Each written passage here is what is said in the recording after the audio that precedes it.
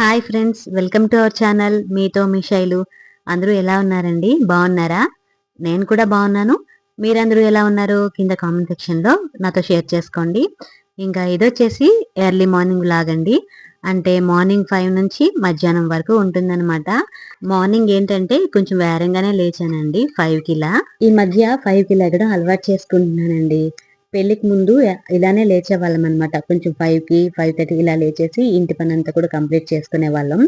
ఇప్పుడు ఏంటంటే పెళ్ళైన తర్వాత అలా అలవాటు లేదు. అంటే పెళ్ళైన తర్వాత 6:30 7కి ఇలా లేగడం అలవాటు అయిపోయింది. ఇప్పటి వరకు అలానే అలవాటు అయిపోయింది అనమాట. ఇంకా ఇలా కాదని చెప్పేసి 4:30కి అలారం పెడితే 5కి ఇలా లెగుస్తున్నాను. ఎందుకంటే మార్నింగ్ కాస్త పనంతా లేట్ అయిపోతుందండి. హడావిడి హడావిడి అయిపోతుంది అనమాట. పిల్లలకి క్యారేజీలు కట్టడము ఇవన్నీ కూడా చాలా హడావిడి అయిపోతుంది. ఇంకా దీపం కూడాను కొంచెం లేట్ అయిపోతుందండి. 10, 11 ఇలా అయిపోతుందనమాట. అందుకని ఇంకా ఇలా అయితే అవ్వదని చెప్పేసి ఇంకాస్త ముందుకు లేస్తే ఒక అరగంట ముందు లేస్తే పనంతా అయిపోతుంది కదా అని చెప్పి ఇంకా వేరం అయితే లేస్తున్నాను. ఇంకోటేంటంటే వాటర్ ప్రాబ్లమ్ కూడా చాలా ఉందండి. మధ్యాహ్నం అంటే ఉదయం 10, 10:30 అయితే చాలు వాటర్ అంతా ఆగిపోతుందనమాట. దానివల్ల పనంతా కూడా ఆగిపోతుంది. అందుకని కొంచెం మార్నింగ్ వేరం లేచి స్నానం ఇంకా ఇంటి పనంతా కంప్లీట్ చేసుకున్నానండి. తర్వాత వాటర్ వచ్చినా రాకపోయినా ఇంకా అంత ఇబ్బంది అనిపించదనమాట. అందుకనే ఇంకేం చేశానంటే మార్నింగ్ వేరంగా లేస్తున్నాను. ఇంకా లేచిన వెంటనే ఫస్ట్ ఏంటంటే ఇల్లంతా తుడిచేసి ఇంకా తర్వాత బయట వాకిలంతా కూడాను ఫస్ట్ చీపురుతో తుడిచేస్తాను. తర్వాత ఈ విధంగా మోప్ పెట్టేస్తాను అనమాట. బయట వాకిలి మాత్రం డైలీ ఇలా చీపురుతో తుడిచేసి మోప్ అయితే పెట్టుకుంటాను. నార్మల్గా అయితే వాచ్మెన్ వాళ్ళు మొత్తం తుడుస్తారనమాట. అంటే 8కి ఇలా వచ్చి క్లీన్ చేస్తారు.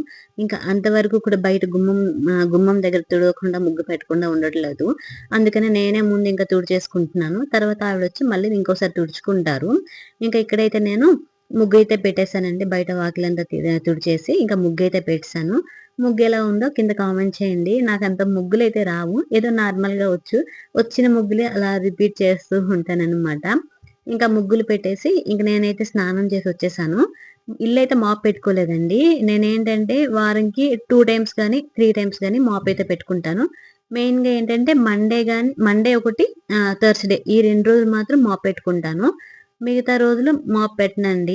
ఎక్కడైనా అంటే ఏదైనా పండగలు కానీ లేదంటే పూజలు ఏమైనా వస్తే మాత్రం మళ్ళీ మాప్ పెట్టుకుంటాను. నార్మల్ డేస్ అయితే మాత్రం మండే, థర్స్డే ఈ 2 డేస్ మాత్రమే మాప్ పెట్టుకుంటాను. ఈ రోజు అయితే మాప్ పెట్టుకోలేదు. ముందు రోజే మాప్ పెట్టుకున్నానని చెప్పేసి ఇంకా బయటే మాప్ పెట్టేశాను అనమాట.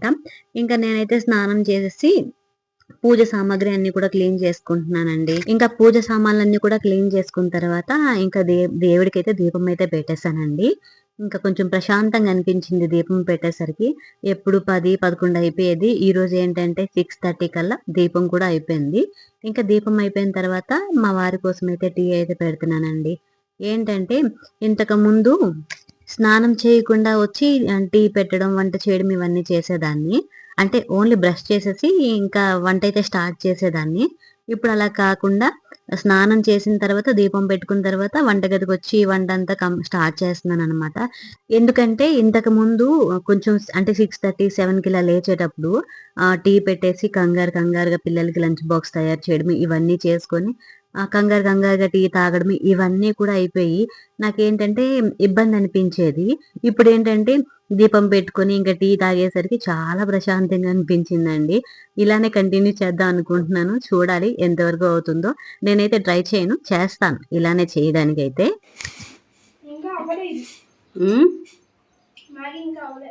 అప్పుడే అయిపోద్దా మ్యాగీ? టైం పడుతుంది కదా. అవునా?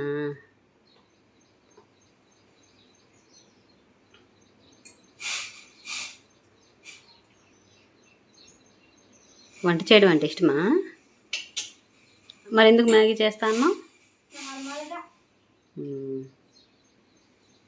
అయితే ఇక్కడ మా చిన్నోడు ఏం చేస్తున్నాడంటే తన కోసం మ్యాగీ చేసుకుంటున్నాడండి.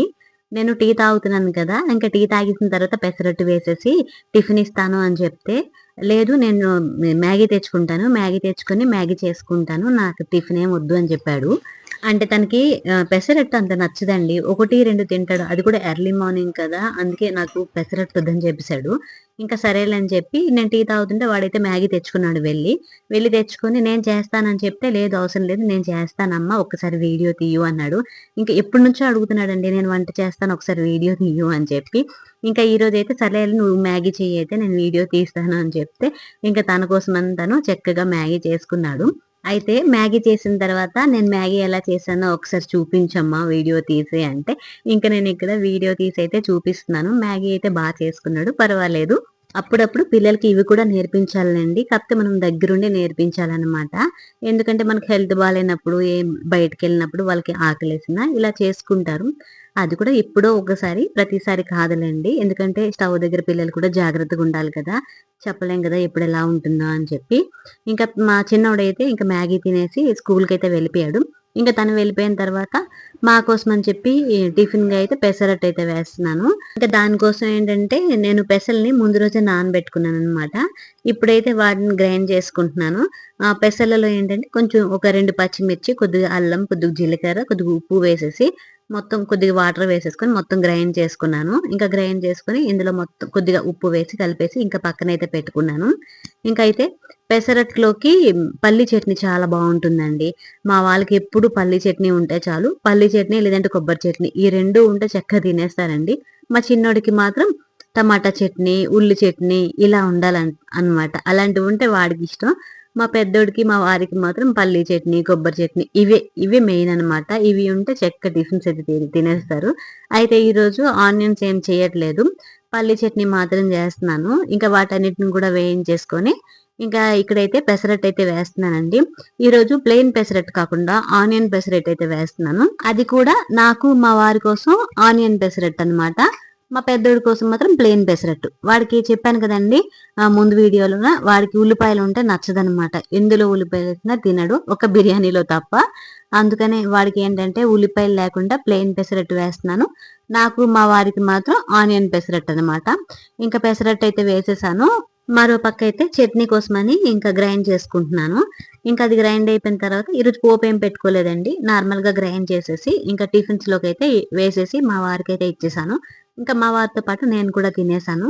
మా పెద్దోడైతే లేడు. వాడు క్రికెట్‌కెళ్ళిపోయాడనమాట. మార్నింగే వెళ్ళిపోతాడు. 6:30కి ఇలా మార్నింగ్ క్రికెట్‌కైతే వెళ్ళిపోతాడు. ఇంకా వాడొచ్చేటప్పటికి 9 ఇలా అవుతుంది. ఇంకా వాడొచ్చాక వేడి వేడిగా వేసేద్దామని చెప్పేసి వాడికైతే వేయలేదు. నాకు, మా వారికి వేసేసి ఇంకా మేమైతే తింటున్నాము. ఇంకా తినేసిన తర్వాత మా వారేంటంటే కాలేజ్‌కి వెళ్ళిపోయారు.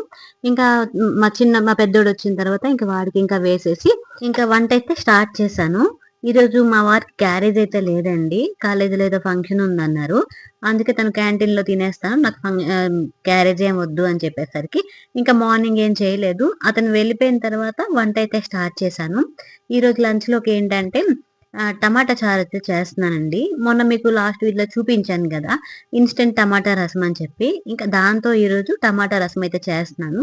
ఎలా చేస్తున్నాననేది కూడా మీకు చూపిస్తానిప్పుడు. ఫస్ట్ అయితే కడాయిలో కొద్దిగా ఆయిల్ వేసుకొని ఇందులో పోపు దినుసులు, ఎండుమిరపకాయలు, వెల్లుల్లి, కరివేపాకు వేసి కొద్దిగా వేయించుకోవాలి.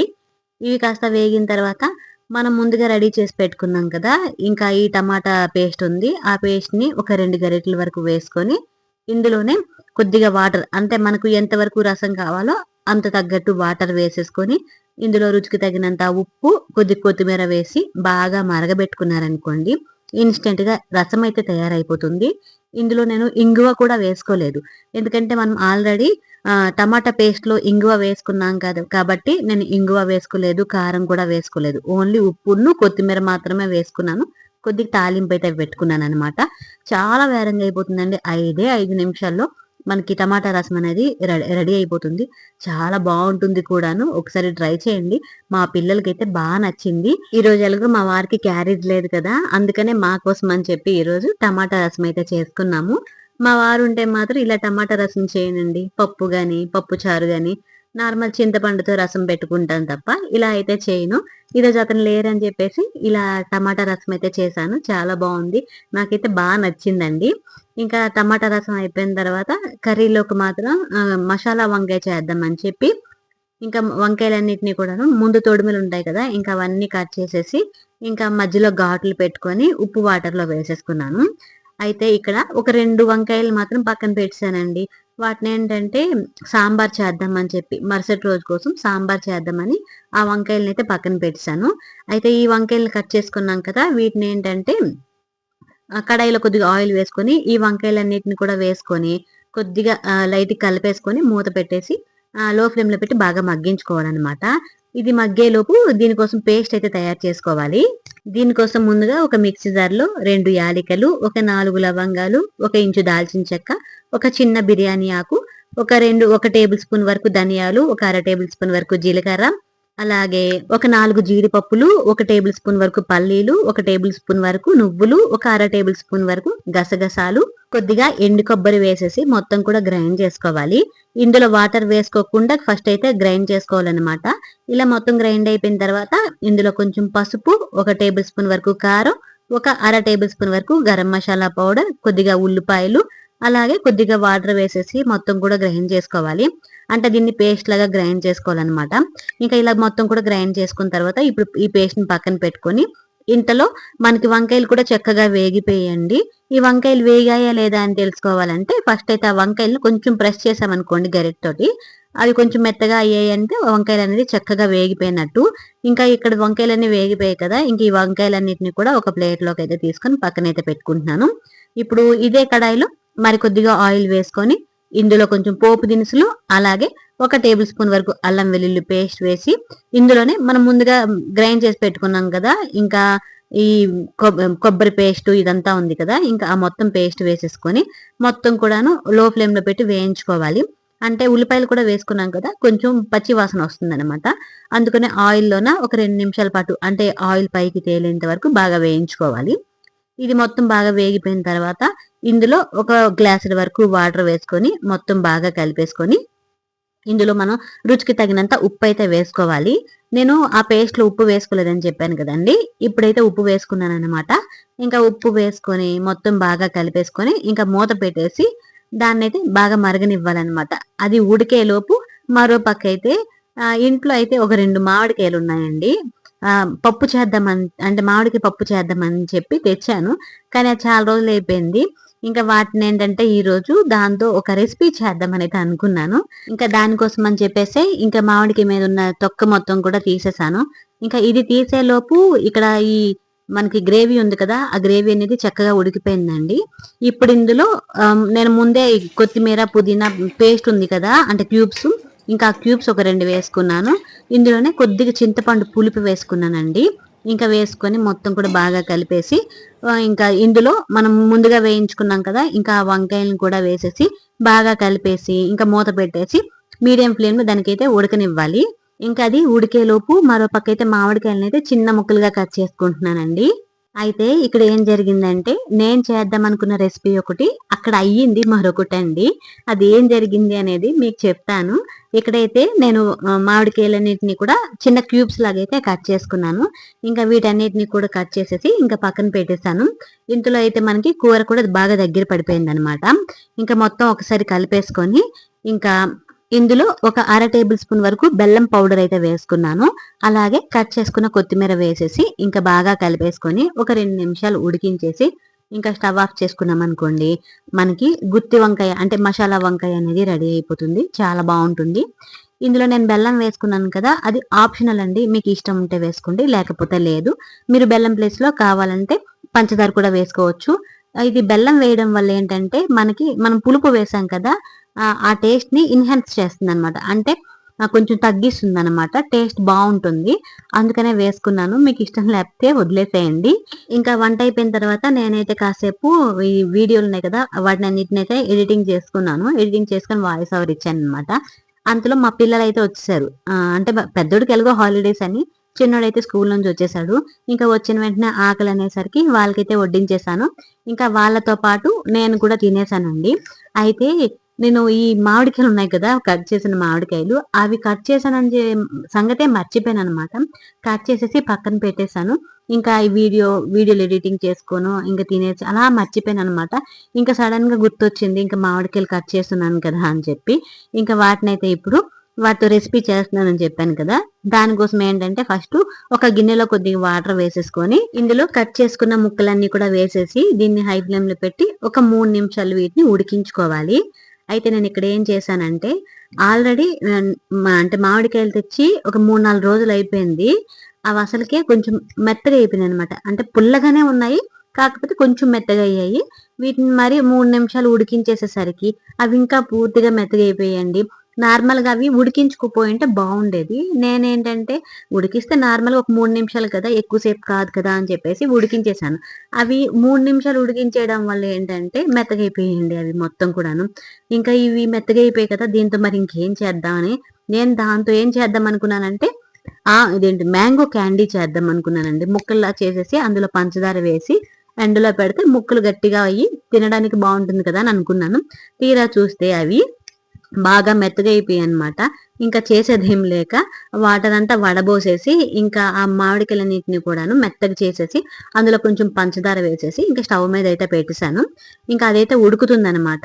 అయితే దీంతో ఏం చేస్తున్నానంటే మ్యాంగో జెల్లీ చేస్తున్నానండి. మ్యాంగో జెల్లీ లాగా చేసేస్తే సరిపోతుంది కదా అని చెప్పి ఇంకా ఇక్కడైతే ఉడుకుతుంది కదా, అంటే పంచదార అంతా దగ్గర పడేంత వరకు ఉడికించుకోవాలి. ఇలా ఉడికిన తర్వాత ఇందులో కొద్దిగా ఉప్పు కొద్దిగా వేసుకున్నాను, చాట్ మసాలా కొద్దిగా కారం వేసుకొని మొత్తం బాగా కలిపేసుకొని ఇది బాగా దగ్గర పడిన తర్వాత ఇంకా స్టవ్ ఆఫ్ చేసేసి దీన్నైతే ఒక ప్లేట్లోకి వేసుకున్నాను.